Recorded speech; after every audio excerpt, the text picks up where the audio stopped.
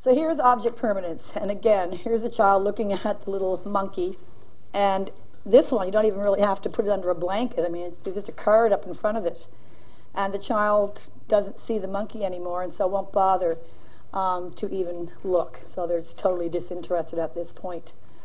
See if I have a clip of this.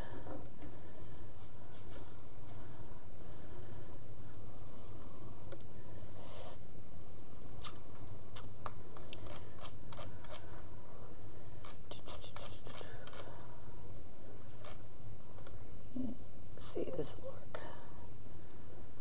You never know what's going to happen here.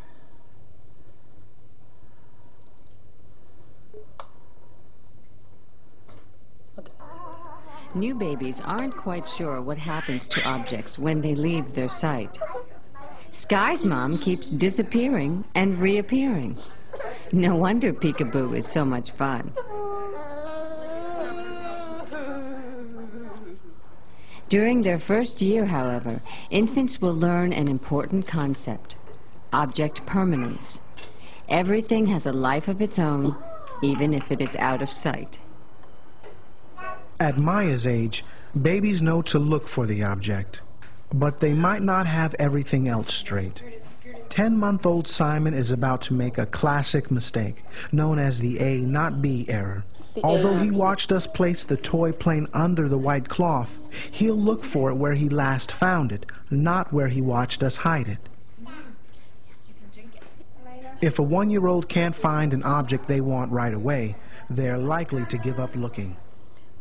So object permanence, in this case, the very first part is understanding that despite not being able to see something, it still exists.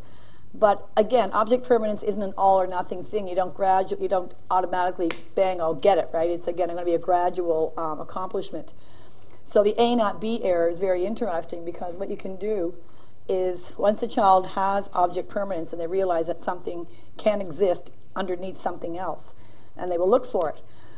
But in this A not B error, what he was just talking about there is, let's say you have a toy, and you have on one side a blanket, and on another side, let's say, I don't know, a pillow, or a towel or something. And you hide the toy under the blanket to the right of the child 3-4 times. And the child realizes that the toy still exists, so they will actually take the blanket and lift it up and get the toy. But then if you show them the toy, and they see that you're putting it now to their left, underneath, it could be a blanket, it could be a pillow, it could be whatever the case may be, it's still hidden, but they see you do this, and they will continue to look in the place where they originally looked for it. So again, that's the A not B error.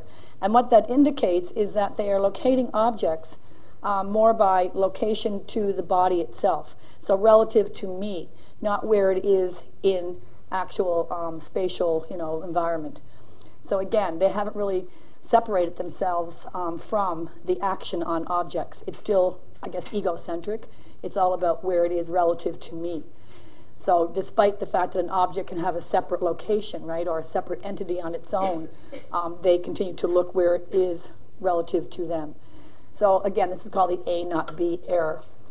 So it takes a little while for object permanence to be fully developed. And then again, in some children, it may be that they'll only look for it if it's completely visible, and they won't look if it's partially visible. Then later, if it's partially visible, they will look. So again, it's more of a gradual accomplishment. It's not all of a sudden one day you wake up and you get it, right?